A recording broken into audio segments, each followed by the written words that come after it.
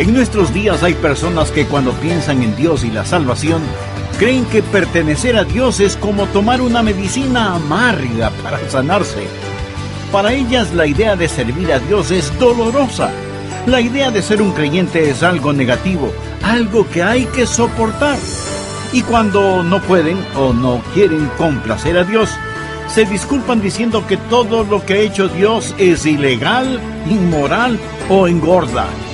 Esa clase de Dios, según esas personas, no es más que un aguafiestas cósmico. ¿Quién está detrás de esta manera de pensar y sentir? Satanás. Hoy estudiaremos el tema ¿Cómo resistir el engaño satánico? Le invito a concentrarse en este mensaje y tener su Biblia a la mano y un cuaderno de notas para que obtenga el mayor provecho espiritual de este estudio bíblico. Bienvenidos a El Amor que Vale, con el pastor, maestro y autor, Dr. Adrián Rogers, supliendo las necesidades de la gente con la verdad de la palabra de Dios, trayendo personas a Cristo, transformando vidas alrededor del mundo y ayudándole a usted a descubrir el poder del amor más grande, el amor que vale. Acompáñenos. Con nosotros el Dr. Adrián Rogers en la voz del pastor Lenín de Llanón. Sea muy bienvenido a nuestro programa El Amor que Vale. Por favor, abra su Biblia en el libro de Génesis y busque el 3er capítulo. Bien, ahora présteme atención. El tema de hoy es ¿cómo resistir el engaño satánico? La Biblia llama a Satanás el gran mentiroso, impostor, engañador. El mentiroso más grande de esta ciudad y en todas las ciudades del mundo es Satanás. Y Jesucristo nos dice acerca de la naturaleza de Satanás en Juan 8:44. Jesús, dirigiéndose a los mentirosos de sus días, les dijo: «Vosotros sois de vuestro padre el diablo, y los deseos de vuestro padre queréis hacer». Ahora escuche la descripción que Jesús hace de Satanás. Él ha sido homicida desde el principio y no ha permanecido en la verdad, porque no hay verdad en él. Cuando habla, mentira habla, de suyo habla, porque es mentiroso y padre de mentira. Ese es un versículo increíble, ¿no le parece? Jesús dice varias cosas acerca de Satanás, pero principalmente veamos dos. Primero dice que Satanás es un homicida y un mentiroso. Su motivación es matar. Su método es la mentira. Usted debe aprender esto acerca de su enemigo, el diablo. Satanás es un asesino. Él quiere traer la muerte a la pureza, el gozo, el amor, la felicidad. Él quiere traer muerte física, muerte espiritual, muerte eterna. Pero ¿cuál es su arma principal? ¿Cómo destruye Satanás? Lo hace por medio del engaño. Jesús dice que Satanás es el padre de toda mentira, es el maestro de la mentira. Y debo añadir que por ser el maestro de la mentira, él es muy listo y astuto. La Biblia habla de los engaños de Satanás hasta el punto que hace que la más absurda mentira parezca verdad. Recuerde que toda mentira tiene algo de verdad. Recuerde que aunque un reloj no funcione, estará en la hora correcta 2 veces al día. El diablo es muy, pero muy astuto. Pablo dice en 2 de Corintios 11:3, «Pero temo que como la serpiente con su astucia engañó a Eva, vuestros sentidos sean de alguna manera extraviados de la sincera fidelidad a Cristo». ¿Notó la frase, con astucia engañó a Eva? Las mentiras de Satanás son astutas, suenan como si fueran la verdad. Permítame hacer una pregunta. ¿Qué es más peligroso? ¿Un reloj que está equivocado 5 minutos? ¿O uno que está equivocado 5 horas? Sin pensarlo mucho, usted podrá decir, bueno, el reloj que está equivocado 5 horas es más peligroso. Espere un momento. Cuando usted mira un reloj que está equivocado con 5 horas, usted dirá, este reloj está equivocado. ¿Alguien me puede decir qué hora es? Pero un reloj que está equivocado 5 minutos puede significar que usted pierda su vuelo. ¿Lo ve, mi amigo? La mentira que está cercana a la verdad es mucho más peligrosa. Así que el diablo, cuando quiere trabajar en usted, comenzará engañándole y principiará a trabajar en su mente y luego en el resto de usted. Porque el pensamiento es el padre de la obra. El diablo prefiere hacerle creer algo equivocado en vez de que usted haga algo equivocado, porque si él logra que usted crea algo equivocado, usted hará las cosas equivocadas. El pensamiento es el padre de la obra, de la acción. Usted siembra un pensamiento y cosechará una acción. Siembra una acción y cosechará un hábito. Siembra un hábito y cosechará un carácter. Pero todo comienza con un pensamiento. Satanás es un mentiroso y miente para realizar su trabajo. Es un asesino y maestro de la mentira. Un mentiroso astuto. Hace que sus mentiras suenen como verdad, y él le miente porque quiere cambiar en usted su proceso mental para poder engañarle y destruirle.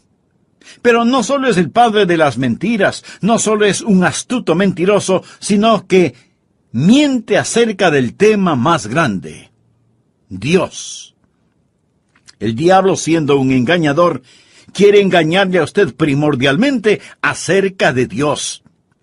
Si Satanás logra que usted piense negativamente sobre Dios, si él puede poner mentiras y engaños en su corazón y en su mente sobre Dios, es obvio que más allá de toda duda, él podrá engañarle a usted en todo lo demás, si logra distorsionar la idea que usted tiene de Dios. Un gran predicador del pasado dijo lo siguiente: ninguna religión puede levantarse más alto que su concepto de Dios. Y yo estoy totalmente de acuerdo con esto. En la porción bíblica que vamos a estudiar, Satanás ha distorsionado la idea de Dios de tres formas básicas, y las encontramos en el comienzo mismo de la historia humana. Los modernos engaños de Satanás son tan antiguos como el mismo jardín del Edén. Veamos Génesis capítulo 3, comenzando en el primer versículo. Pero la serpiente, o sea, Satanás, era astuta más que todos los animales del campo que Jehová Dios había hecho, la cual dijo a la mujer: ¿con qué Dios os ha dicho, no comáis de todo árbol del huerto? Y la mujer respondió a la serpiente: del fruto de los árboles del huerto podemos comer, pero del fruto del árbol que está en medio del huerto, dijo Dios, no comeréis de él, ni le tocaréis, para que no muráis.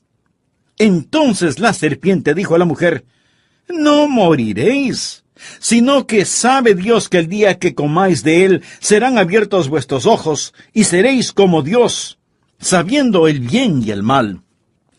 Amigo, eso es lo que enseña el movimiento de la nueva era, que de nuevo no tiene absolutamente nada. Subraye las palabras: seréis como Dios, sabiendo el bien y el mal. Me voy a detener aquí por un momento y vamos a ver las tres mentiras del maestro de las mentiras y que tiene que ver con la misma naturaleza y el carácter de Dios. Hay tres cosas que Satanás quiere que usted piense de Dios, y si él logra ese objetivo, Satanás lo tiene a usted en sus manos. En primer lugar, Satanás quiere que usted piense severamente acerca de Dios. Ahora, Satanás no niega primordialmente la existencia de Dios, porque eso es demasiado evidente. Y Satanás es demasiado astuto como para hacerlo. Él admite que Dios está ahí. Pero lo que él quiere hacer es que usted piense que Dios es un ser cruel, duro y severo. Satanás quiere que cuando usted piense en Dios, su mente se llene de pensamientos negativos. Él no quiere que usted piense positivamente acerca de Dios. No quiere que usted piense bondadosamente acerca de Dios. Él quiere que usted piense severamente acerca de Dios. Y si usted pregunta: pastor, ¿cómo sabe usted eso? Bien, miremos el versículo 1. La serpiente era astuta más que todos los animales del campo que Jehová Dios había hecho, la cual le dijo a la mujer: ¿con qué Dios os ha dicho, no comáis de todo árbol del huerto? En otras palabras, Satanás le dice a Eva: así que Dios no quiere que tengas esto. ¿Cómo puede ser que Dios haya hecho este hermoso huerto y luego te diga que no puedes comer de sus frutos? Bueno, esa era una mentira. Dios no prohibió el que comieran de los demás árboles. Su prohibición fue solo sobre un árbol, solo uno. Y era el árbol que estaba en medio del huerto. De hecho, en Génesis 2:16 leemos: y mandó Jehová Dios al hombre diciendo: de todo árbol del huerto podrás comer. Dios les está diciendo: lo hice para ustedes, porque les amo. Pero viene Satanás y les dice que Dios no quiere que coman de ningún árbol. ¿Qué es lo que Satanás está tratando de hacer? Está tratando de que Eva piense negativamente de Dios, que piense severamente acerca de Dios, que piense que Dios es una especie de aguafiesta celestial tan cruel que ha prohibido a sus criaturas cualquier legítimo placer y gozo. En nuestros días, hay muchas personas que cuando piensan en Dios y la salvación, creen que pertenecer al Señor es como tomar una medicina amarga para sanarse. Para esas personas la idea de servir a Dios es dolorosa. La idea de ser un creyente es algo negativo, algo que hay que soportar. Y hasta piensan que todo lo que ha hecho Dios es ilegal, inmoral o engorda. Mi amigo, si usted tiene esa clase de ideas acerca de Dios, no en vano tiene toda clase de problemas espirituales y emocionales. Y si Satanás logra que usted piense negativamente acerca de Dios, Satanás lo tiene a usted en el bolsillo. ¿Puede usted imaginarse la hermosura del jardín del Edén? Hace algún tiempo atrás tuve la oportunidad de conocer unos jardines preciosos. El césped parecía una bien cuidada alfombra, y cada una de las miles y miles de flores hermosas y fragantes adornaban esos jardines como arcoíris después de la lluvia. Y pensé que algo así debió haber sido el jardín del Edén que Dios hizo, y en donde puso a Adán y a Eva, y les dijo: todo esto es para ustedes, gócenlo. Y alguien me dirá: pero pastor, ¿no puso Dios un árbol en medio del huerto diciéndoles que no comieran de su fruto? Está usted en lo correcto.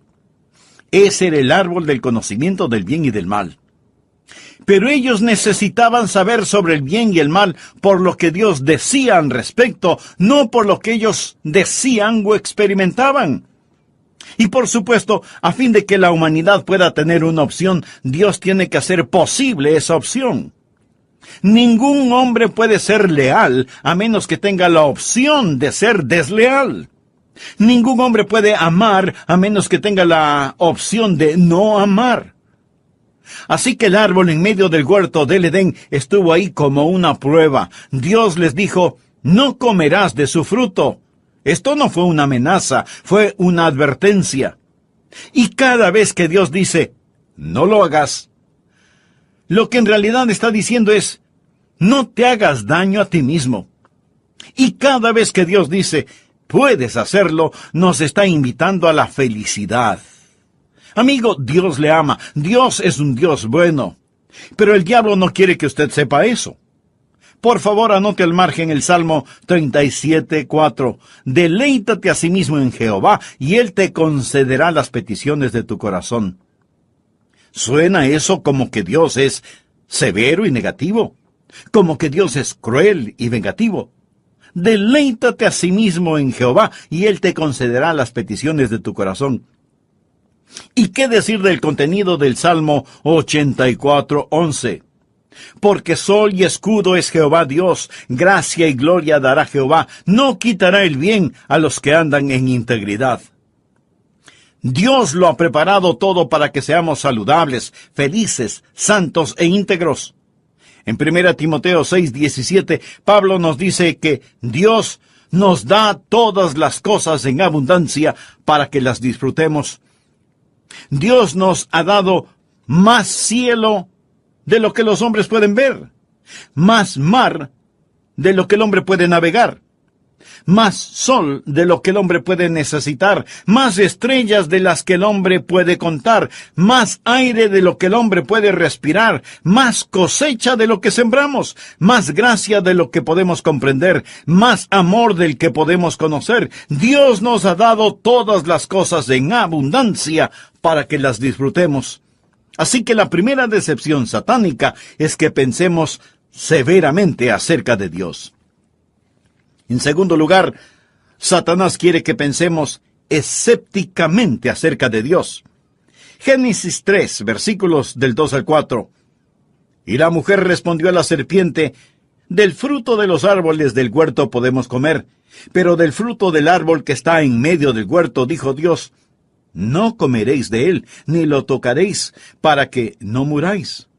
Entonces la serpiente le dijo a la mujer: no moriréis. ¿Qué es lo que está haciendo Satanás? Poniendo la semilla del escepticismo en el corazón y la mente de Eva.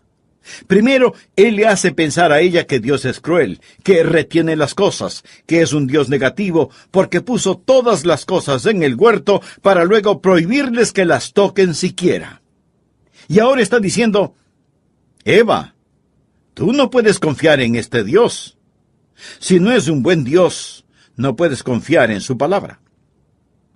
Amigo, de paso diré que cualquiera que pone dudas en la autoridad, la exactitud y la aceptabilidad de la Biblia está haciendo el trabajo de Satanás. Y no me importa dónde he estudiado o los títulos que pueda tener, es el trabajo de Satanás el hacer que la gente piense con escepticismo acerca de la palabra de Dios. Dios habló, y lo que dijo fue absolutamente y totalmente confiable y autoritativo. El hombre moderno tiene toda clase de sustitutos para la palabra de Dios. Permítame darle a conocer algunos de esos sustitutos. Relativismo.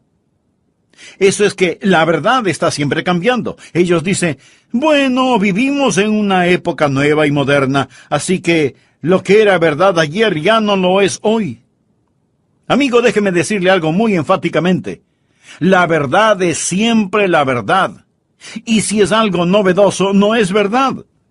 Y el relativismo que se enseña hoy a los estudiantes tiene sus raíces en la filosofía hegeliana. Subjetivismo es la actitud de quien dice: bueno, yo siento que es verdad. Amigo, su sentir no es Dios. ¿Ha escuchado la frase: lo que es verdad para usted puede no ser verdad para mí? La verdad es siempre la verdad, no importa para quién sea. Pero eso es el subjetivismo, tener una verdad personal, de acuerdo a la conveniencia de las circunstancias. El empiricismo. Esto simplemente significa que decimos lo que es verdad por lo que podemos medir, probar y actuar de acuerdo a una obvia evidencia empírica. Los científicos, por lo general, se inclinan ante esta forma de verdad. El existencialismo. Este es un gran concepto, favorito entre los teólogos liberales. A ellos no les gusta citar la Biblia, la palabra de Dios. Eso les ofende. Dicen que se vuelve palabra de Dios cuando la leen y tienen una relación con ella. Y el existencialismo les es presentado a los jóvenes estudiantes en colegios y universidades. El existencialismo sostiene que la verdad es lo que uno experimenta. Racionalismo. Usted toma la palabra de Dios y la hace pasar por el nivel del juzgamiento de su mente y de su lógica y cambia la frase "así dice el Señor" por la frase "así dice la mente del hombre". El racionalismo dice que el conocimiento humano procede de principios a priori independientes de la experiencia y en la cual Dios nada tiene que ver. Pero uno de los sustitutos más comunes de la palabra de Dios en medio de los hombres es el pragmatismo. Ya ni siquiera preguntamos, ¿es la verdad? Ahora preguntamos, ¿funciona? ¿Da resultado?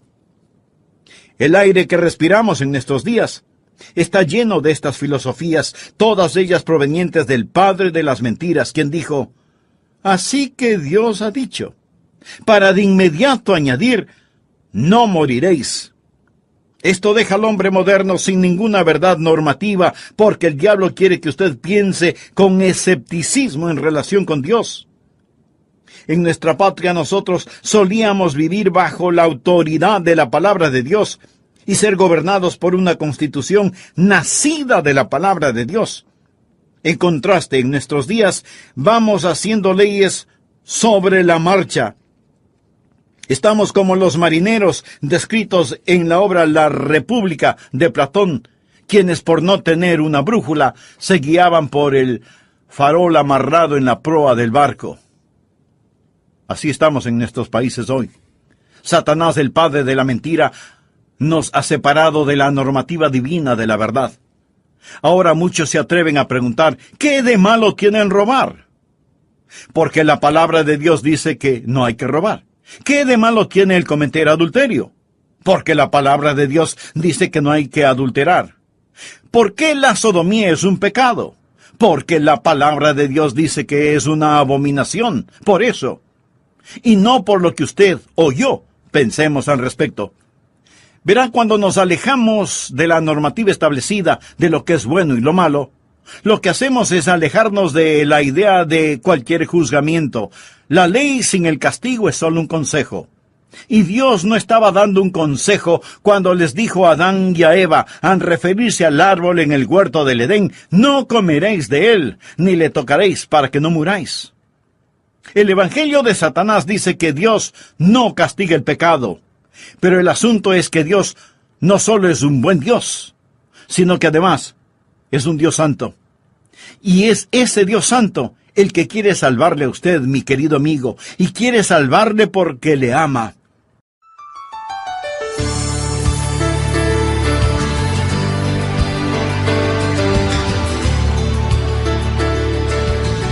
No hay nada en el mundo más engañador que el pecado, y aquellos que menos conocen del pecado son los que más metidos están en él.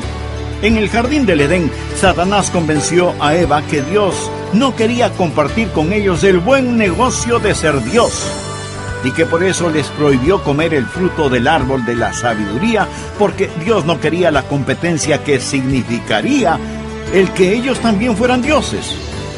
Este es el comienzo del movimiento Nueva Era, que como religión es el misticismo oriental que ha llegado al occidente. Es el antiguo hinduismo que enseña que todo es Dios y Dios es todo, y que nosotros mismos seremos dioses. Hoy terminaremos el estudio del tema ¿Cómo resistir el engaño satánico?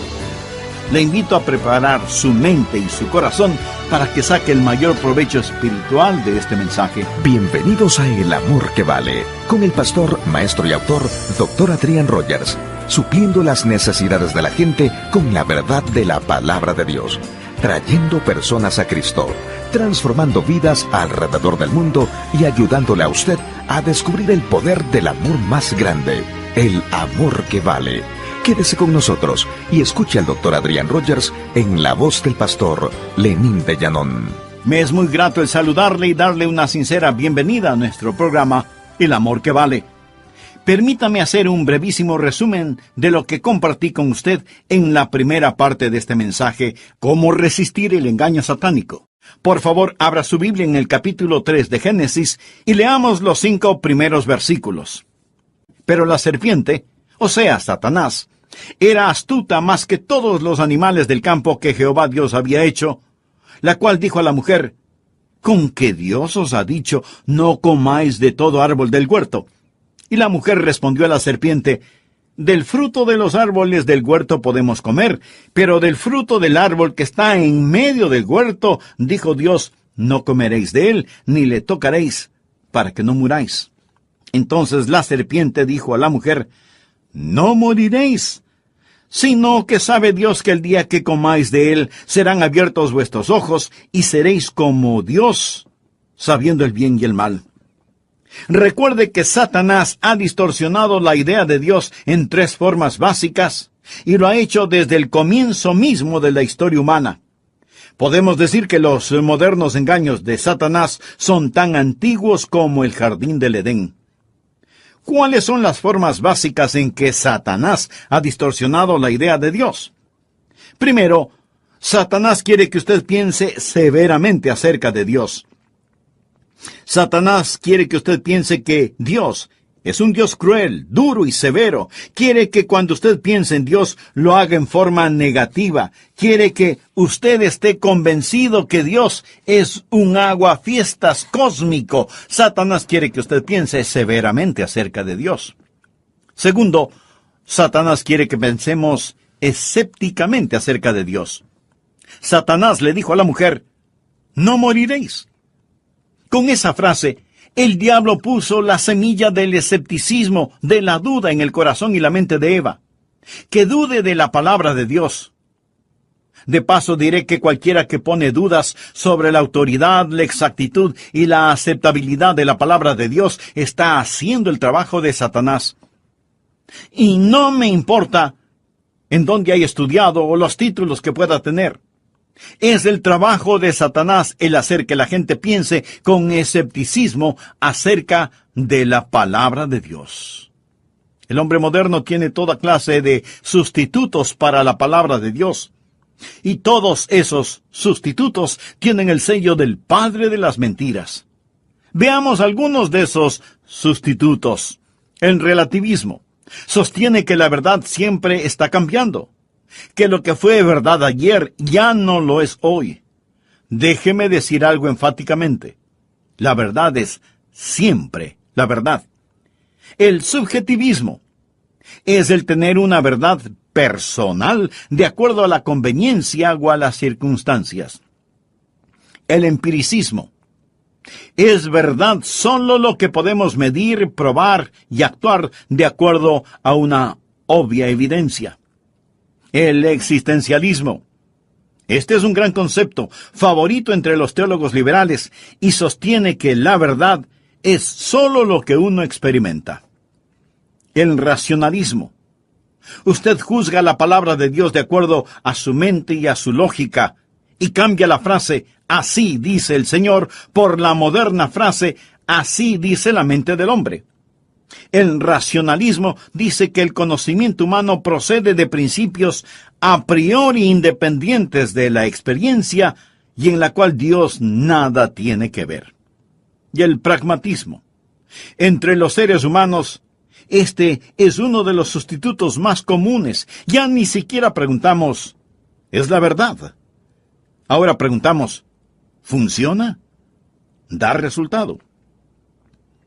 El aire que respiramos en estos días está lleno de estas filosofías, todas ellas provenientes del padre de las mentiras.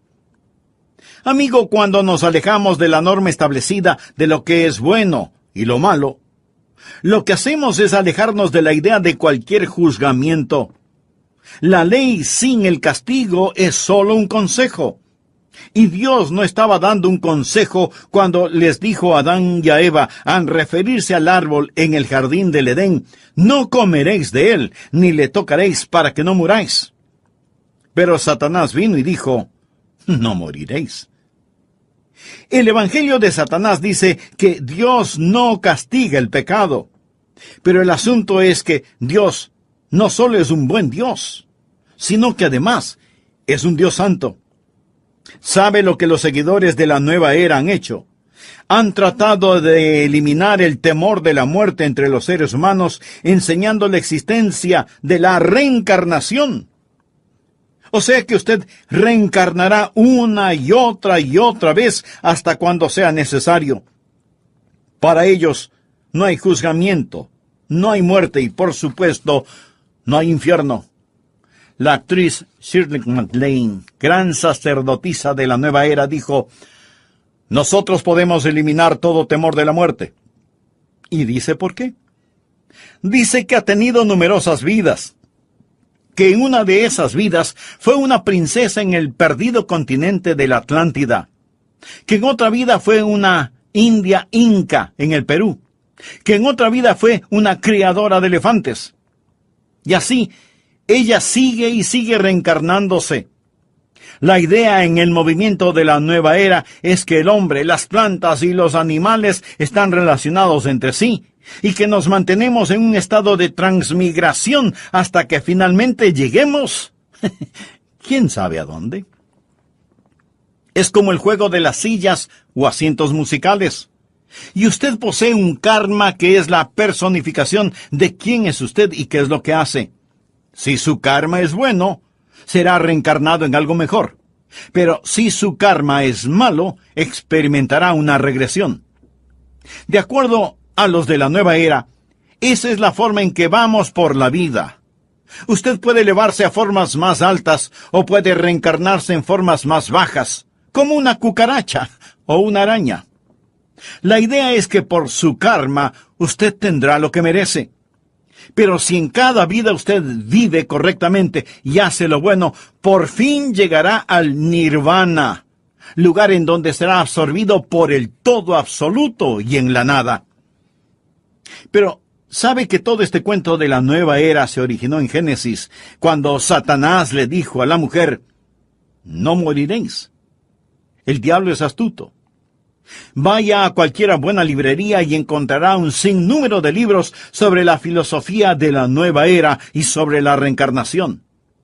Satanás no solo quiere que usted piense severamente acerca de Dios, sino que también quiere que usted piense con escepticismo acerca de Dios. Que no se preocupe por lo que Dios dice. Que no debe darle tanto valor a su palabra. Pero además, y en tercer lugar, Satanás quiere que usted piense sospechosamente acerca de Dios. Veamos cómo este padre de la mentira hace que la mentira suene como si fuera verdad. En Génesis 3:5, Satanás le explica a Eva por qué no morirán aunque coman del fruto del árbol prohibido. Y dice, «Sabe Dios que el día que comáis de él serán abiertos vuestros ojos y seréis como Dios sabiendo el bien y el mal». Escuche, las siguientes son las implicaciones de lo que Satanás dijo. Que Dios es injusto. Eva, Dios no quiere que alcances todo tu potencial.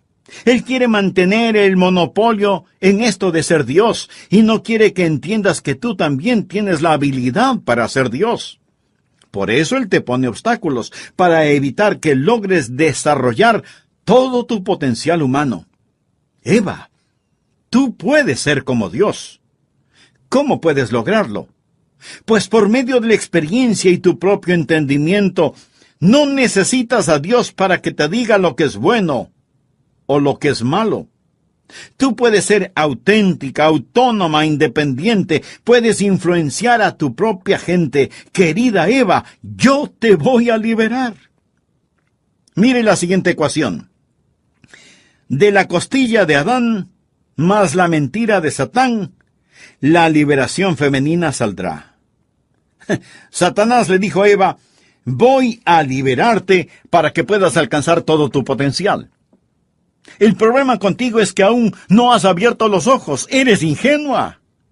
Y el que Dios te haya dicho que no lo hagas no significa nada, solo tienes su palabra. Tienes que confiar en lo que alguien más te diga. Además, ¿cómo sabes que algo es malo si nunca lo has tratado? ¿Por qué es malo? Solo porque Dios te lo ha dicho. ¿No te das cuenta que Él no quiere que tú sepas lo que Él sabe? Porque si tú sabes lo que Él sabe, serás como Dios, sabiendo el bien y el mal. Ahora, si en tu mente puedes decidir lo que es bueno y lo que es malo, ¿quién es Dios? Tú eres Dios. Tienes que sospechar de cualquiera que no quiere que sepas lo que Él sabe.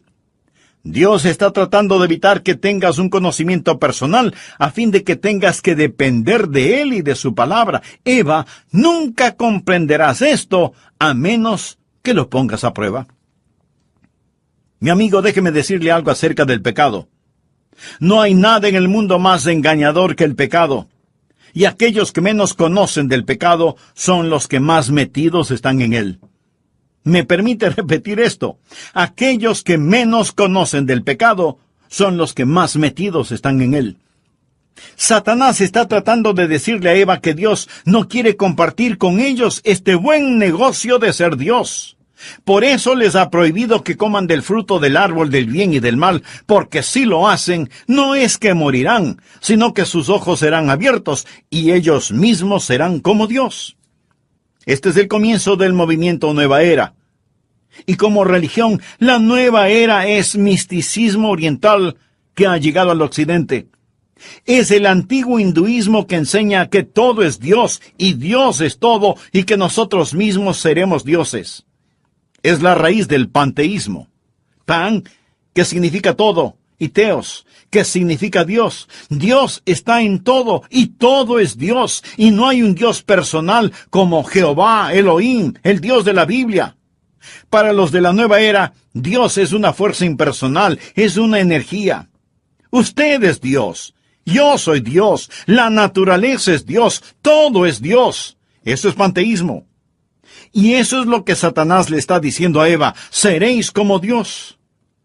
Esta mentira es tan sutil porque la Biblia en verdad dice que debemos ser como Dios, no que somos Dios. Por ejemplo, como creyentes, nosotros decimos que Dios es amor, ¿verdad? ¿Sabe lo que un hindú dirá? El amor es Dios. Y eso no es correcto. Dios es sabiduría, y no que la sabiduría es Dios. ¿Sabe por qué aquellos que defienden los derechos de los animales lo hacen? Porque están influenciados por el hinduismo y sus vacas sagradas. Para ellos no hay ninguna diferencia básica entre el hombre y los animales. Han elevado el nivel de los animales y han devaluado el nivel del hombre. Se llaman a sí mismos humanistas, cuando en realidad son animalistas. Para ellos todo es Dios, plantas, rocas, animales, el cielo y aún el polvo es Dios. Por lo tanto, si Dios es polvo y el polvo es Dios y usted es Dios, usted es también polvo. Comprenda lo que esta manera de pensar significa. Y tenemos toda una nueva generación que ha sido atrapada en esta mentira. Tal vez usted diga, pastor, nadie puede creer eso.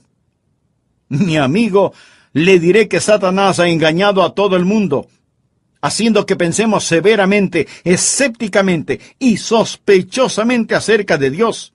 Y una vez que ha hecho eso, entonces pone sus propias mentiras. La religión del hombre no se levantará más alto que el concepto que se tenga de Dios. Las mentiras de Satanás son peligrosísimas porque suenan como si fueran la verdad.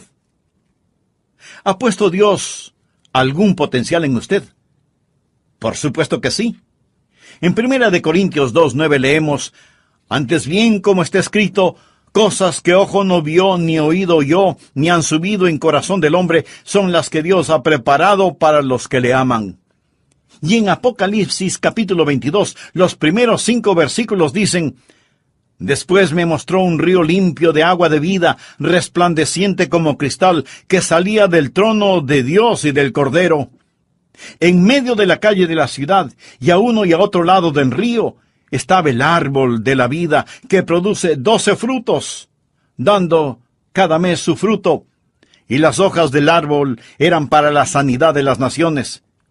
Y no habrá más maldición, y el trono de Dios y del Cordero estará en ella, y sus siervos le servirán, y verán su rostro, y su nombre estará en sus frentes.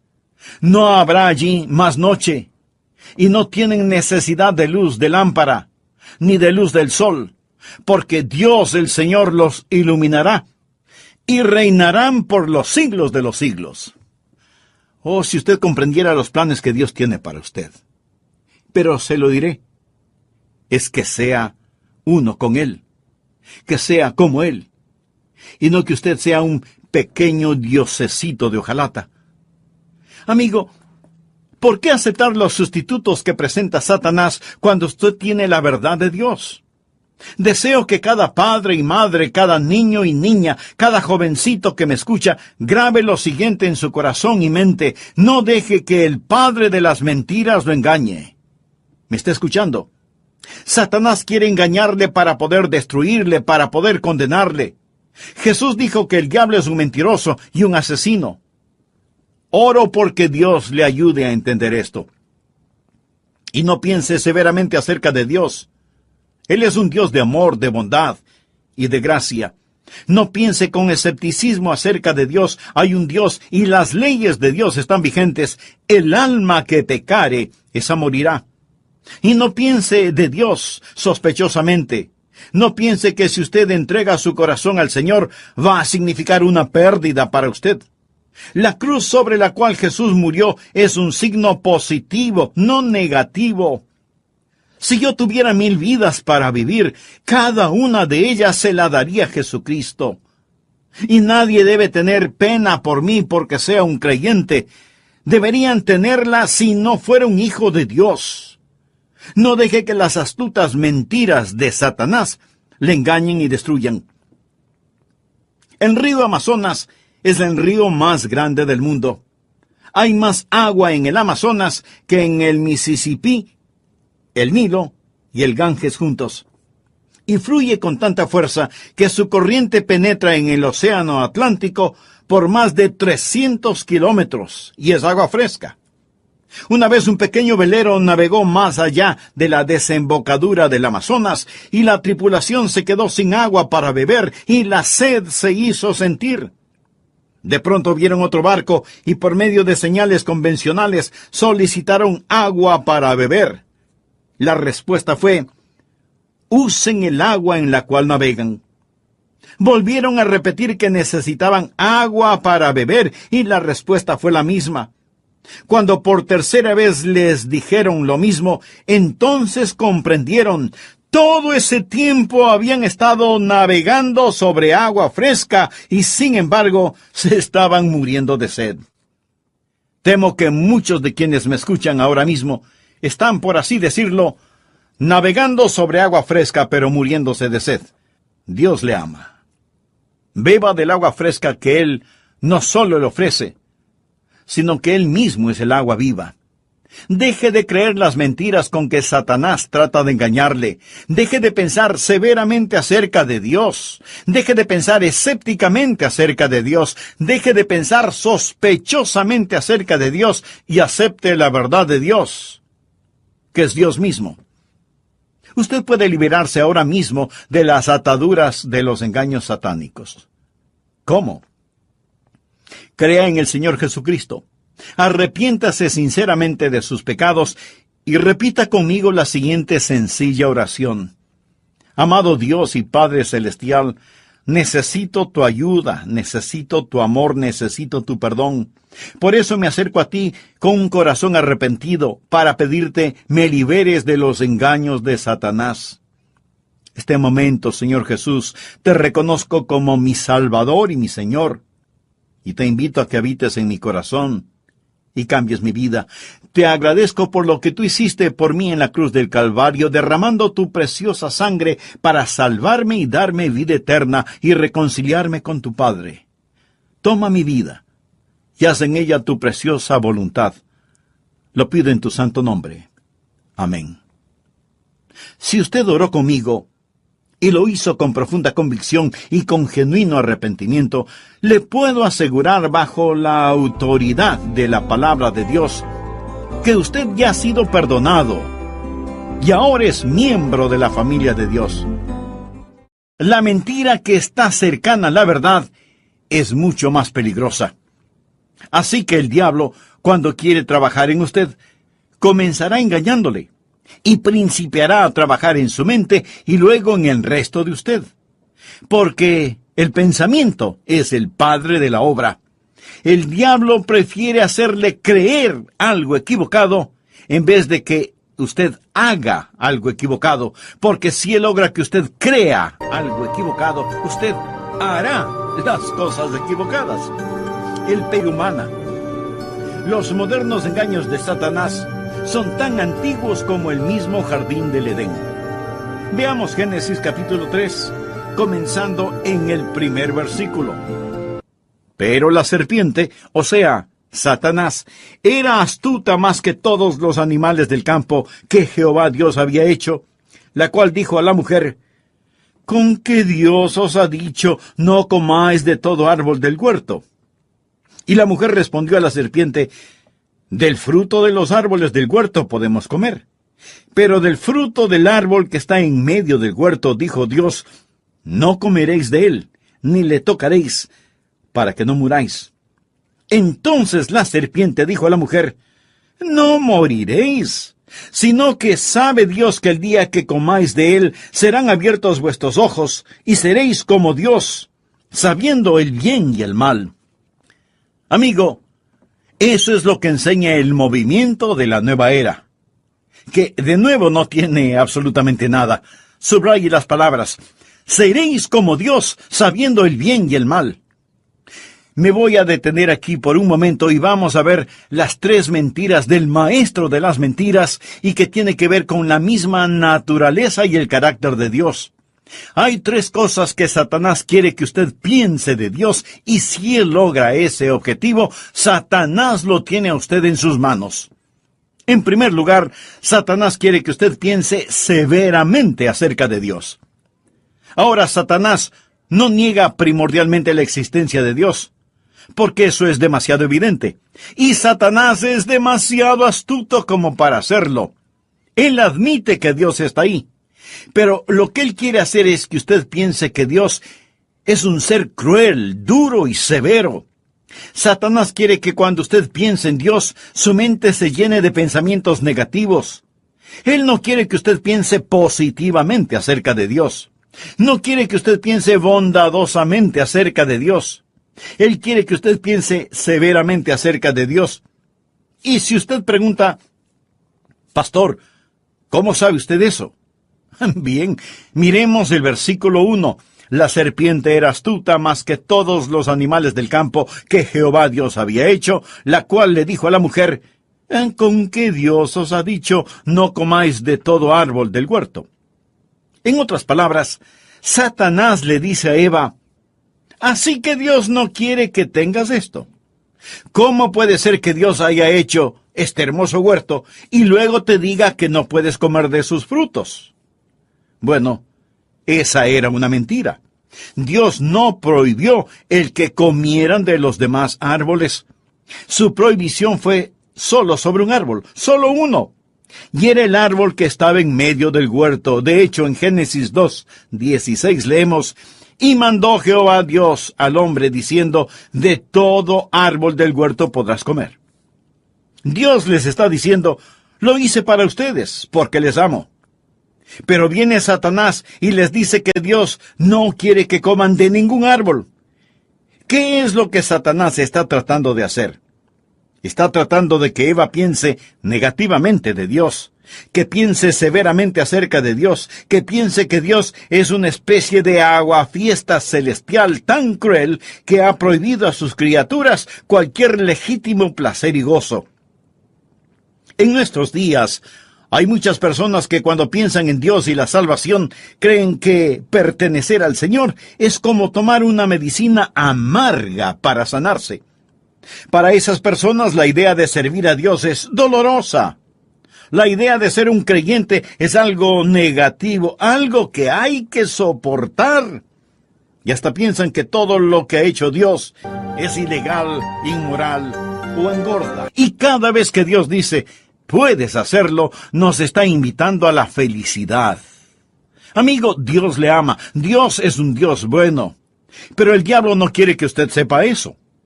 Por favor, anote al margen el Salmo 37:4. Deleítate a sí mismo en Jehová, y Él te concederá las peticiones de tu corazón. ¿Suena eso como que Dios es severo y negativo? ¿Como que Dios es cruel y vengativo? Deleítate a sí mismo en Jehová, y Él te concederá las peticiones de tu corazón. ¿Y qué decir del contenido del Salmo 84:11? Porque sol y escudo es Jehová Dios, gracia y gloria dará Jehová, no quitará el bien a los que andan en integridad. Dios lo ha preparado todo para que seamos saludables, felices, santos e íntegros. En 1 Timoteo 6:17, Pablo nos dice que Dios nos da todas las cosas en abundancia para que las disfrutemos. Dios nos ha dado más cielo de lo que los hombres pueden ver, más mar de lo que el hombre puede navegar, más sol de lo que el hombre puede necesitar, más estrellas de las que el hombre puede contar, más aire de lo que...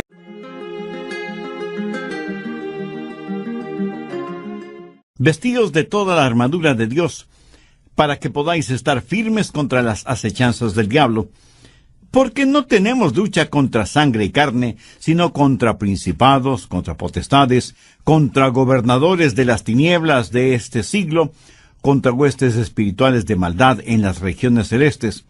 Por tanto, tomad toda la armadura de Dios para que podáis resistir en el día malo, y habiendo acabado todo, estar firmes. Estad pues firmes, ceñidos vuestros lomos con la verdad, y vestidos con la coraza de justicia, y calzados los pies con el apresto del Evangelio de la paz. Sobre todo, tomad el escudo de la fe, con que podáis apagar todos los dardos de fuego del maligno, y tomad el yelmo de la salvación y la espada del Espíritu, que es la palabra de Dios, orando en todo tiempo con toda oración y súplica en el Espíritu, y velando en ello con toda perseverancia y súplica por todos los santos, y por mí, a fin de que al abrir mi boca me sea dada palabra para dar a conocer con denuedo el misterio del Evangelio. Nehemías no ha sido el único que tuvo una batalla en sus manos. Si usted vive firmemente por Dios, usted también tendrá una batalla en sus manos. Y si es creyente y no la tiene, eso no dice nada bueno de su cristianismo, porque como la Biblia lo dice, el siervo no es mayor que su señor. Y en una batalla, aquel que se encuentra más cerca de su capitán está más propenso a ser también el blanco del enemigo. Si usted no está cerca del Señor, si su vida es fácil y cómoda, no se atreva a decir que sabe lo que es el enfrentarse con el enemigo. Como hijos de Dios, cuando estamos en guerra, y francamente siempre estamos en guerra, es una guerra entre la luz y las tinieblas, la vida y la muerte, el cielo y el infierno, e inevitablemente cada genuino cristiano estará en esa batalla. De este pasaje de Efesios quiero que notemos varios puntos importantes. Primero, nuestro adversario.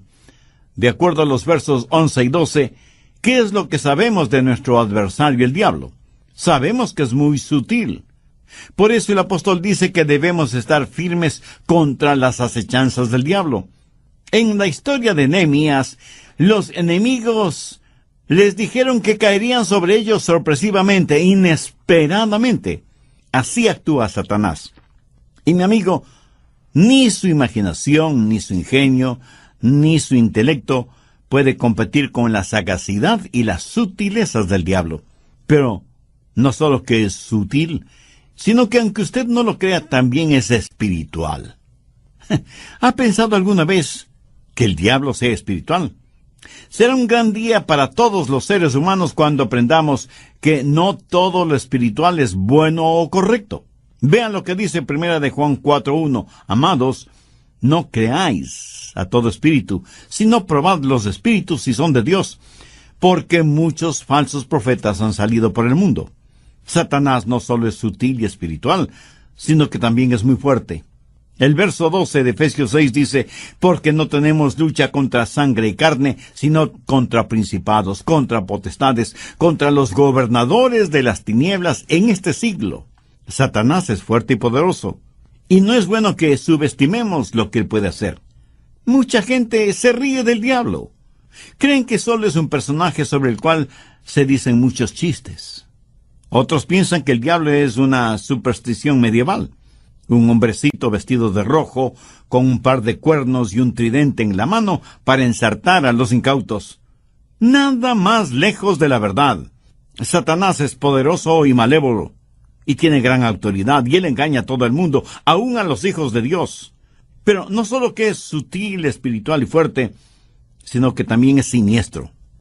¿Contra qué luchamos? Contra huestes espirituales de maldad en las regiones celestes. Esa es la clase de enemigo que enfrentamos, y será trágico si lo subestimamos.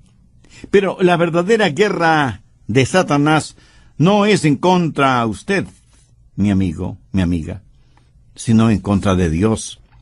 Las personas malévolas siempre han sabido que si no pueden hacer daño directamente a una persona que odian, atacarán a alguien que esa persona ama. Satanás está tratando de atacar a Dios, pero como le es imposible el atacarle directamente, le ataca a usted, porque Dios le ama a usted. Segundo, nuestra armadura. Esta armadura está descrita en los versos del 13 al 17, y quiero referirme a algunas piezas de esta armadura. Por ejemplo, tenemos el cinturón de la verdad. Los soldados en esos tiempos usaban una especie de faja o cinturón que tenía un doble propósito: servir de soporte a la columna vertebral y llevar sus armas de guerra. En otras palabras, este cinturón mantenía todas las cosas juntas. Por analogía, la palabra de Dios es nuestra espada, y es la verdad. Jesús, al orar al Padre a favor de los discípulos, dijo: santifícalos en tu verdad. Tu palabra es verdad. Y el salmista escribió: en mi corazón he guardado tus dichos, o sea, tu palabra, para no pecar contra ti. Una de las cosas que me mantiene activo no es cómo me siento, sino a quién conozco y sirvo. El diablo nos atacará con mentiras, y la única manera de discernir entre la verdad y la mentira, lo bueno y lo malo, lo justo o lo injusto, es conociendo la palabra de Dios, saturando nuestra alma con sus enseñanzas y pidiendo al Espíritu Santo que interprete esa palabra en nuestra mente y en nuestro corazón. Cuando el diablo le ataca con mentiras, es porque él sabe que usted no conoce la verdad. Ceñidos vuestros lomos con la verdad. Luego tenemos la coraza de justicia. Cada soldado tenía una especie de escudo que le protegía de flechas, lanzas o dardos encendidos. ¿Pero qué es la coraza de la justicia? Es una vida pura, porque no solo que el diablo atacará con dardos y flechas, sino también con impurezas. ¿Sabe cuál es mi más profundo deseo? Mantener mi vida pura.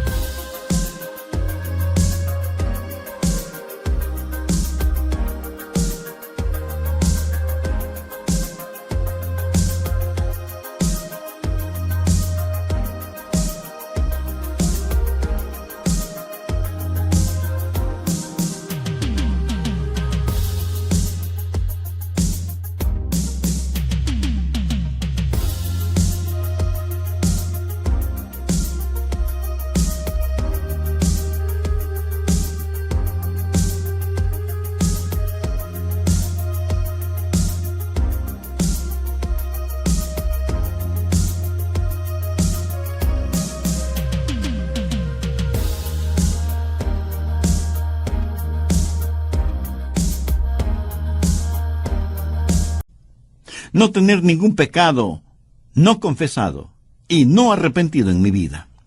Y esto, mi amigo, mi amiga, no lo digo ni por vanidad ni por arrogancia. Yo sería un necio de tomo y lomo si estuviera aquí presentando este mensaje, si tuviera pecados no confesados o no arrepentidos en mi vida. Más que necio sería el estar tratando de luchar contra Satanás, teniendo pecados en mi vida. Dice la Biblia: no se ponga el sol sobre vuestro enojo, ni deis lugar al diablo. Verá, si yo no tengo la coraza de justicia, el diablo puede invadirme y hacer toda clase de obras malévolas y malvadas, porque no tuve mi coraza de justicia para defenderme. Debemos ser puros, debemos ser justos, debemos ser santos. Debemos estar en contra del pecado en todas sus manifestaciones. Si usted no trata con severidad al pecado, le aseguro que el pecado le tratará a usted muy severamente. Pablo también dice: calzados los pies con el apresto del Evangelio de la paz. El diablo quiere desanimarle y por lo tanto ha puesto toda clase de barreras, de obstáculos, de dificultades en el camino para que tropecemos y caigamos y nos hagamos daño. ¿Está usted en paz con Dios? ¿Están sus pies cubiertos con la preparación del Evangelio de paz? También se menciona el escudo de la fe. El diablo atacará con la mentira y será necesario tener puesto el cinturón de la verdad. Atacará con impurezas y debemos utilizar la coraza o escudo de justicia. Atacará con el desánimo y tendremos que calzarnos con el evangelio de la paz. Y nos atacará poniendo dudas en nuestra mente, en nuestro corazón, porque Él no quiere que creamos en Dios. Por eso, desde las primeras páginas del Génesis, Él corrompió con dudas la mente de Eva, y desde entonces jamás ha dejado de hacerlo. ¿Cómo vencer esas dudas? Con el escudo de la fe. ¿Y dónde se consigue esa fe? Es Dios quien la otorga. Usted no puede obligarse a creer. Usted no puede ni comprar ni fabricar la fe. Dios ha dado a cada ser humano una medida de fe. Esa fe le permitirá a usted quitar de su vida el pecado. Espere en Dios y en el Señor Jesucristo, quien es el autor y consumador de la fe. Y debemos ponernos el yelmo o casco de la salvación, lo cual significa la constante libertad que Dios nos da. Cuando usted está así protegido, Satanás nada podrá contra ese impenetrable yelmo. ¿Confía usted en el Señor Jesús? Tiene absoluta seguridad de su salvación. La última pieza mencionada en la armadura de Dios es la espada del Espíritu, que es la palabra de Dios. Esa es nuestra armadura. Bien, con toda esta información como trasfondo, quiero hablar ahora de nuestro ataque. Verá, nosotros no debemos estar a la defensiva, sino a la ofensiva.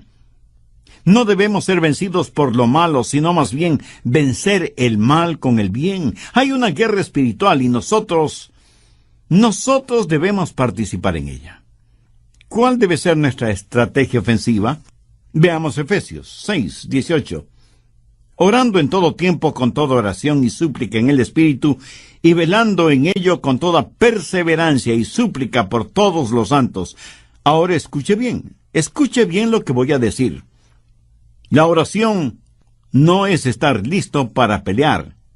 La oración es en donde está la batalla. La oración es la forma de luchar contra el enemigo. Una vez que usted se pone la armadura de Dios y ha visto a su adversario, está listo para la ofensiva. Y el ejército del Señor Jesucristo marcha en las rodillas. Y la razón por qué algunos creyentes no están ganando es porque ni siquiera se presentan para la batalla. Ni siquiera saben dónde está la batalla. La batalla está en la oración. Y eso es lo que dice Pablo. Después de ponernos la armadura de Dios, nos dice cómo luchar. Permítame ilustrar este punto. Vamos a Éxodo, capítulo 17. Los israelitas estaban saliendo de Egipto rumbo a la tierra prometida, pero un hombre malvado, Amalek, quiso oponerse a que ellos vieran cumplidas las promesas de Dios en sus vidas. ¿Qué hizo Moisés al respecto? Bien, veamos Éxodo 17, comenzando con el verso 8. Entonces vino Amalek y peleó contra Israel en Refidim. Y dijo Moisés a Josué: escógenos varones y sal a pelear contra Amalek. Mañana yo estaré sobre la cumbre del collado y la vara de Dios en mi mano. E hizo Josué como le dijo Moisés, peleando contra Amalek. Y Moisés y Aarón y Hur subieron a la cumbre del collado. Ahora quiero que ponga atención a lo que acontece desde el verso 11. Y sucedía que cuando alzaba Moisés su mano, Israel prevalecía. Mas cuando él bajaba su mano, prevalecía Amalek. Y las manos de Moisés se cansaban, por lo que tomaron una piedra y la pusieron debajo de él, y se sentó sobre ella. Y Aarón y Hur sostenían sus manos, el uno de un lado y el otro de otro. Así hubo en sus manos firmeza hasta que se puso el sol, y Josué deshizo a Amalek y a su pueblo a filo de espada. Y Jehová dijo a Moisés: escribe esto para memoria en un libro, y di a Josué. Esto fue muy importante para Dios.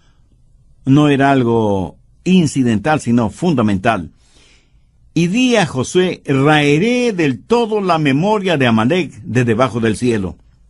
Y Moisés edificó un altar, y llamó su nombre Jehová Nisi, y dijo: por cuanto la mano de Amalec se levantó contra el trono de Jehová, Jehová tendrá guerra con Amalec de generación en generación. Pregunta: ¿en dónde se peleó esa batalla? ¿Fue en la cima de la montaña o en el valle? La historia bíblica dice que fue en la cima de la montaña.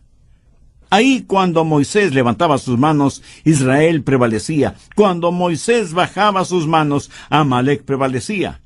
Manos levantadas hacia Dios en oración.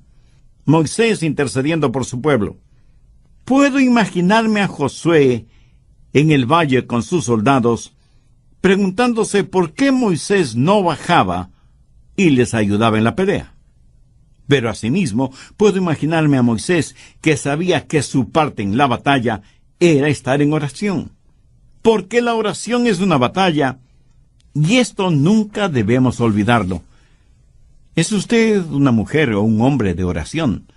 ¿Tiene una relación personal con Dios por medio del Señor Jesucristo, como para acercarse a Él confiadamente en oración? ¿El diablo quiere evitar que oremos? A él no le importa ninguna otra cosa. Ni cuánto dinero tenemos, ni lo importante que nos creamos, ni las cosas aparentes buenas que hacemos. Escúcheme, el diablo se burla de nuestros planes, se ríe de nuestros esfuerzos, pero tiene miedo de nuestras oraciones. La batalla está en la oración. No somos más fuertes de lo que es nuestra vida de oración. Ninguna iglesia es mejor que la vida de oración de sus miembros. Se dice que el diablo, cuando tiene reuniones de estrategia con sus demonios, les dice: muchachos, eviten que esos cristianos oren. Si podemos lograr que dejen de orar, siempre les venceremos. Pero si ellos oran, siempre nos vencerán. La batalla está en la oración, y la oración es una batalla. Cuando usted se pone la armadura de Dios, lo primero que hace es orar, levantar las manos santas hacia Dios para luchar contra el maligno. Por favor, busque en su Biblia el libro de Daniel, capítulo 10, verso 10. Daniel ha estado buscando conocimiento, entendimiento de Dios. Un hombre de entendimiento ora, y cuando ora, recibe entendimiento. Daniel quería saber algo de los planes de Dios, porque quería ser parte de sus planes, y ora pidiendo a Dios revelación, sabiduría. Y algo extraño le sucedió a Daniel cuando oró. Bien, leamos Daniel capítulo 10, desde el primer verso. Y he aquí una mano me tocó, e hizo que me pusiera sobre mis rodillas, y sobre las palmas de mi mano, y me dijo: Daniel, varón muy amado, está atento a las palabras que te hablaré, y ponte en pie, porque a ti he enviado ahora. Mientras hablaba esto conmigo, me puse en pie temblando. Entonces me dijo: Daniel, no temas, porque desde el primer día que dispusiste tu corazón a entender y a humillarte en la presencia de tu Dios, fueron oídas tus palabras, y a causa de tus palabras yo he venido. Mas el príncipe del reino de Persia se me opuso durante 21 días. Pero he aquí Miguel, uno de los principales príncipes, vino para ayudarme, y quedé allí con los reyes de Persia. He venido para hacerte saber lo que ha de venir a tu pueblo en los postreros días, porque la visión es para esos días. Mientras me decía estas palabras, estaba yo con los ojos puestos en tierra y enmudecido. Pero he aquí, uno con semejanza de hijo de hombre tocó mis labios. Entonces abrí mi boca y hablé, y dije al que estaba delante de mí: Señor mío, con la visión me ha sobrevenido dolores, y no me queda fuerza. Seguramente es un profundo y misterioso pasaje de las Escrituras, pero si no aprende nada más de este pasaje, deseo que aprenda lo siguiente. La oración es una verdadera batalla. Daniel había estado ayunando, orando, buscando el rostro de Dios, 21 días de humillarse delante de Dios sin recibir respuesta. Pero Daniel persistió en su ayuno y en sus oraciones hasta que finalmente un ángel vino y le dijo: traía la respuesta a tus oraciones, pero el príncipe de Persia me detuvo. Ahora, ¿quién era el príncipe de Persia? Bueno, se refiere a Satanás. Muchas veces, el poder detrás del trono en los gobiernos de este mundo es el mismo diablo. Recuerda cuando Jesús le dijo a Pedro: quítate de delante de mí, Satanás. No le estaba hablando a Pedro, sino al diablo que le motivó a decir lo que Pedro dijo. Y en Ezequiel 28, el diablo es llamado príncipe de Tiro. Y cuando la Biblia hace referencia al príncipe de Persia, literalmente está hablando del demonio que gobernaba sobre Persia, el poder detrás del trono. Anote al margen Efesios 6:12, porque no tenemos lucha contra sangre y carne, sino contra principados, contra potestades, contra los gobernadores de las tinieblas de este siglo, contra huestes espirituales de maldad en las regiones celestes. Pero hay algo maravilloso en todo esto, y que nos debe animar a todos. Si oramos como Daniel lo hizo, Dios puede poner ángeles a nuestro servicio. Dios puede enviar ángeles para que nos ministren. Anote Marcos 1, la parte final del verso 13. Y los ángeles le servían. Y en Hechos 12, Pedro es liberado de la prisión por un ángel. Y en Hebreos 1, el verso 14, refiriéndose a los ángeles, dice: no son todos espíritus ministradores. Recuerde que cuando nos ponemos la armadura es para entrar en combate. Estoy seguro que muchos de ustedes a lo mejor me están preguntando, aunque sea telepáticamente: Pastor Rogers, ¿qué clase de batalla es esa batalla? Excelente inquietud. Para contestarle, tenga la bondad de buscar Efesios capítulo 6, versículo 18. Orando en todo tiempo con toda oración y súplica en el Espíritu. Y de inmediato surge otra pregunta: ¿qué es orar en el Espíritu? Eso, apreciado amigo, es orar escuchando. No es cuestión de acercarse al Señor y decirle: Dios, escucha lo que tu siervo dice. No, 1000 veces no. Es todo lo contrario. Es acercarse a Dios y decirle: habla, Señor, que tu siervo escucha. Cuando usted ora en el Espíritu le dice qué debe orar. La oración es una herramienta espiritual por medio de la cual forzamos la voluntad de Dios, para que Él haga nuestra voluntad. Orar es descubrir la voluntad de Dios y activarla en nuestra vida.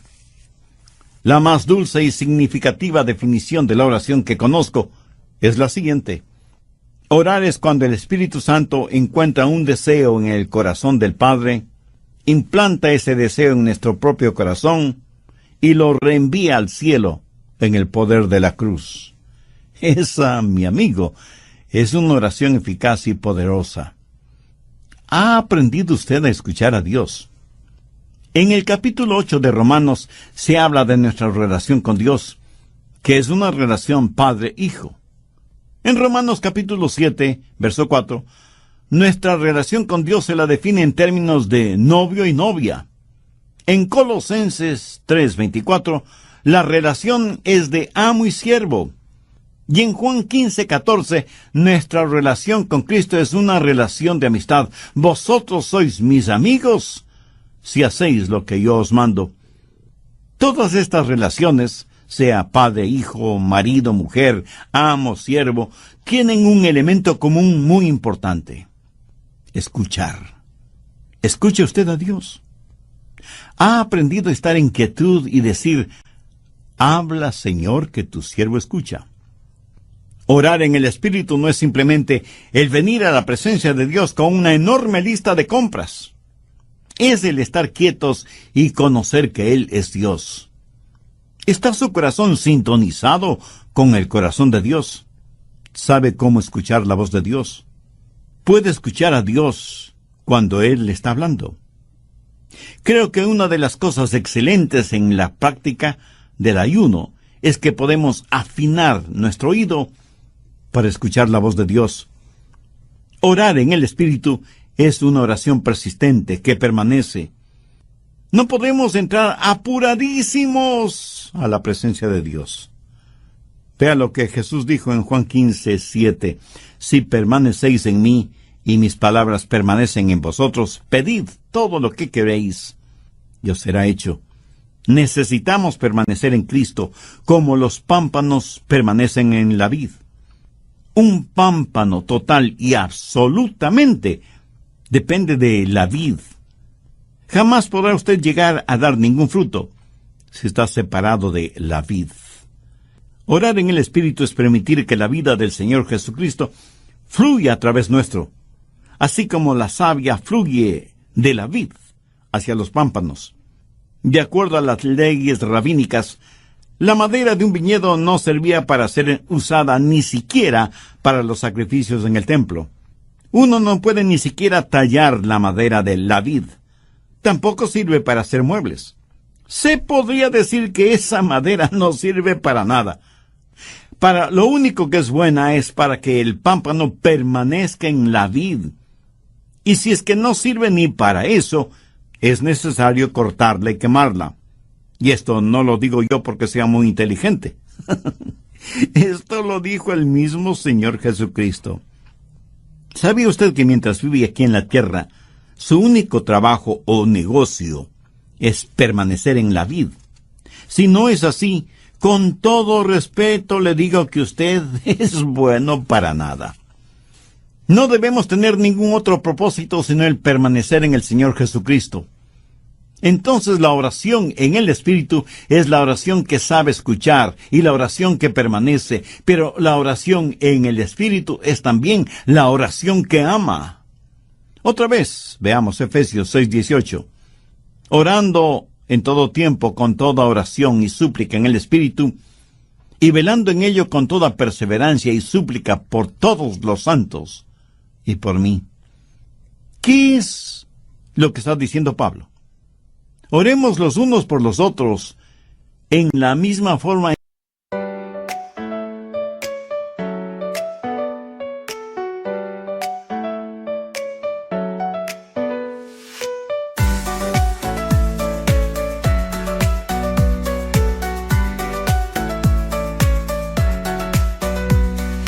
Raindrops falling down my face, like tiny tears in a happy chase. Hopping through the puddle sea, colors dancing wild and free. Skies are gray but I don't mind. Cool raindrops on my skin I find. Kicking off my Saturday, watch the clouds just drift away. Rainbow in the rain, what a sight. Colors shining oh so bright. Dancing in the streets, so bright. Everything will be alright.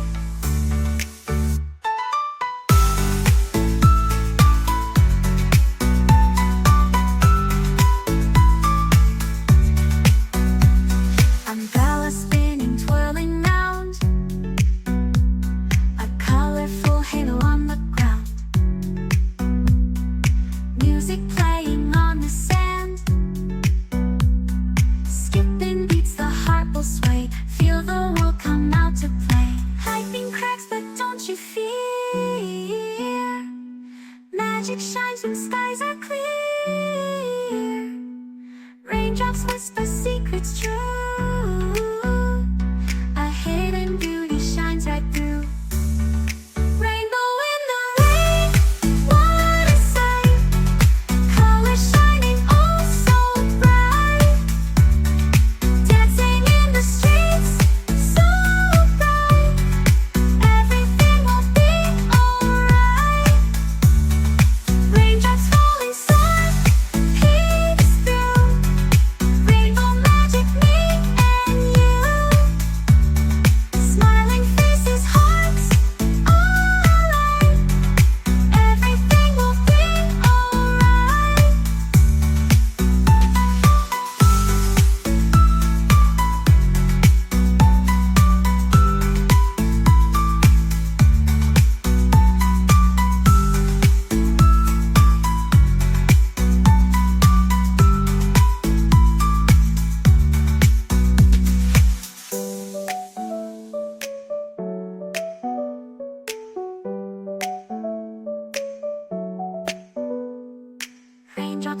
morning sun peeks through. Rainbow magic, me and you. Smiling faces, hearts alight. Everything will be alright.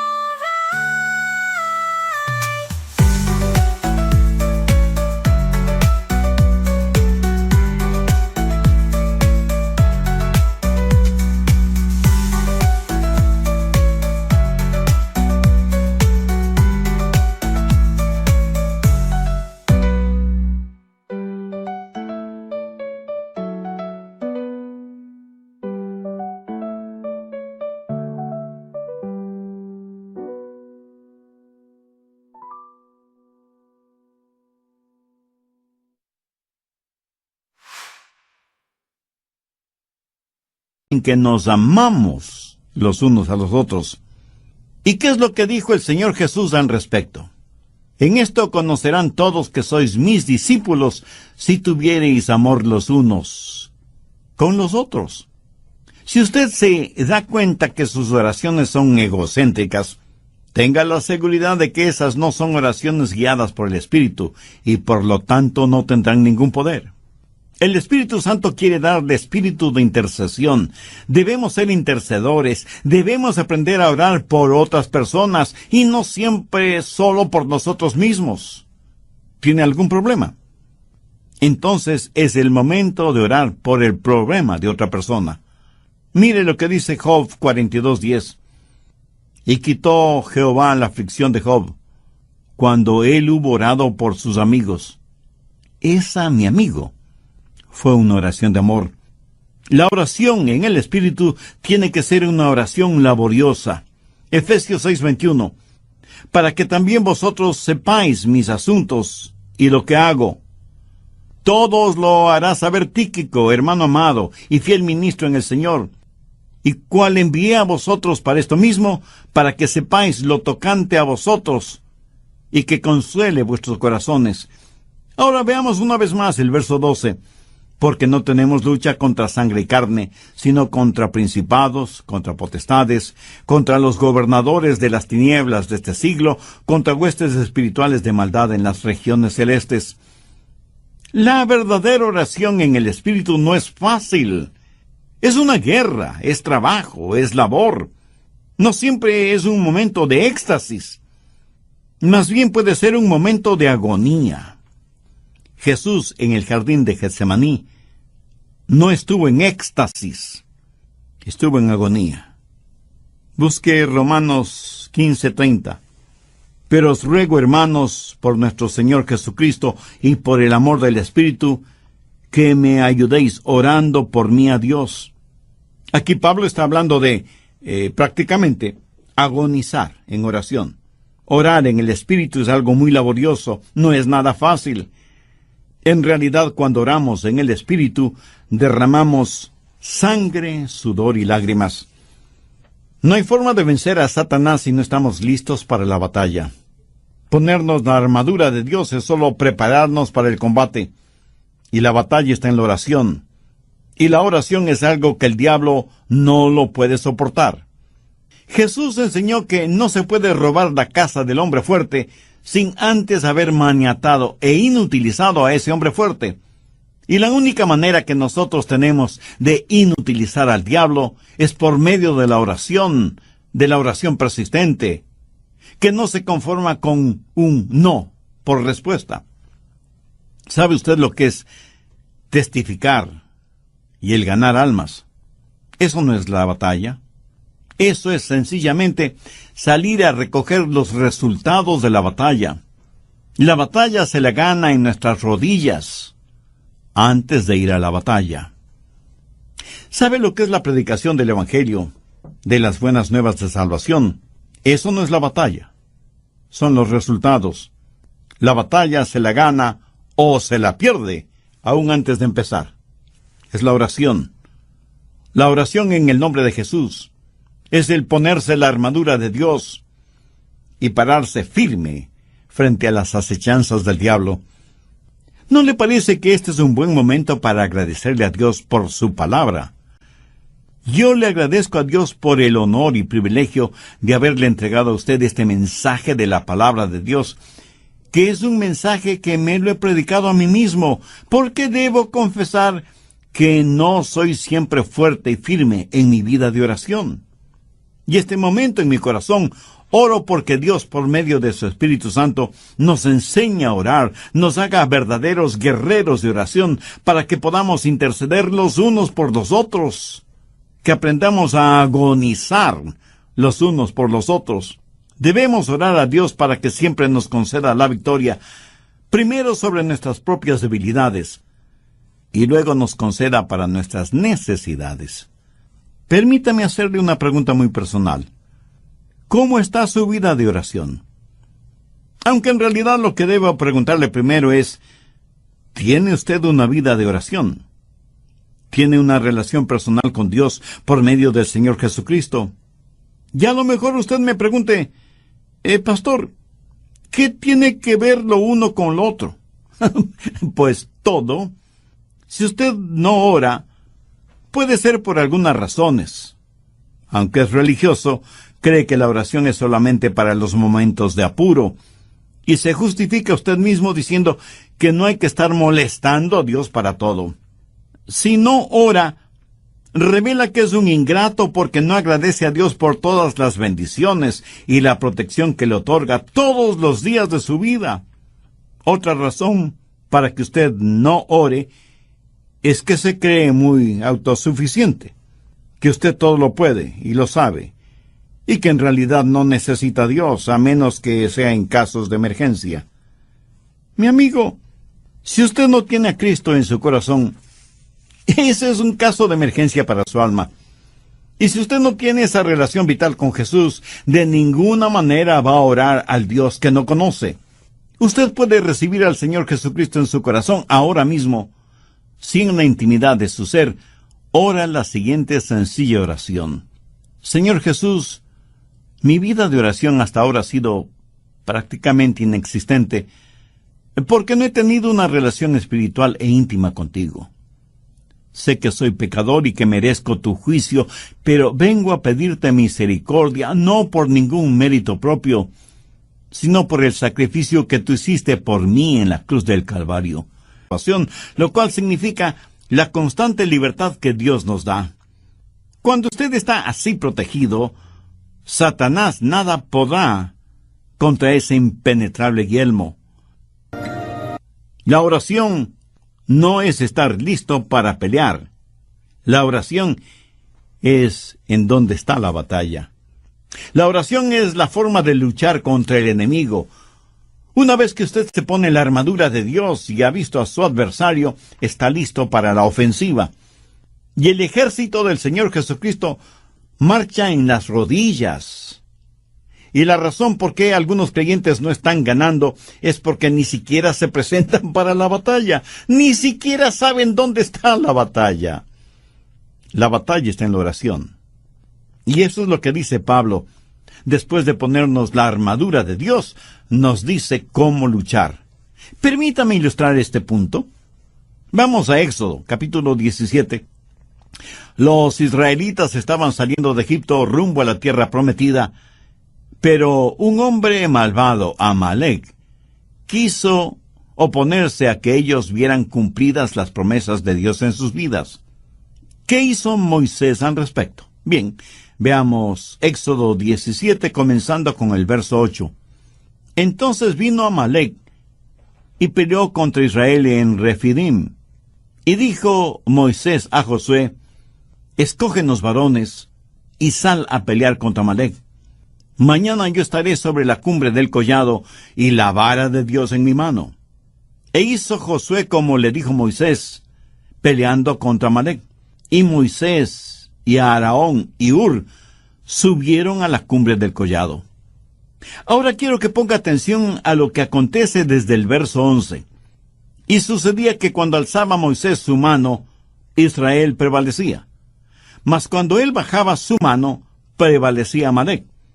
Y las manos de Moisés se cansaban, por lo que tomaron una piedra y la pusieron debajo de él, y se sentó sobre ella. y Aarón y Hur sostenían sus manos, el uno de un lado y el otro de otro. Así hubo en sus manos firmeza hasta que se puso el sol, y Josué deshizo a Amalec y a su pueblo a filo de espada. Y Jehová dijo a Moisés: escribe esto para memoria en un libro, y di a Josué. Esto fue muy importante para Dios. No era algo incidental, sino fundamental. Y di a Josué: raeré del todo la memoria de Amalec de debajo del cielo. Y Moisés edificó un altar, y llamó su nombre Jehová Nisi, y dijo: por cuanto la mano de Amalec se levantó contra el trono de Jehová, Jehová tendrá guerra con Amalec de generación en generación. Pregunta: ¿en dónde se peleó esa batalla? ¿Fue en la cima de la montaña o en el valle? La historia bíblica dice que fue en la cima de la montaña. Ahí, cuando Moisés levantaba sus manos, Israel prevalecía. Cuando Moisés bajaba sus manos, Amalec prevalecía. Manos levantadas hacia Dios en oración. Moisés intercediendo por su pueblo. Puedo imaginarme a Josué en el valle con sus soldados, preguntándose por qué Moisés no bajaba y les ayudaba en la pelea.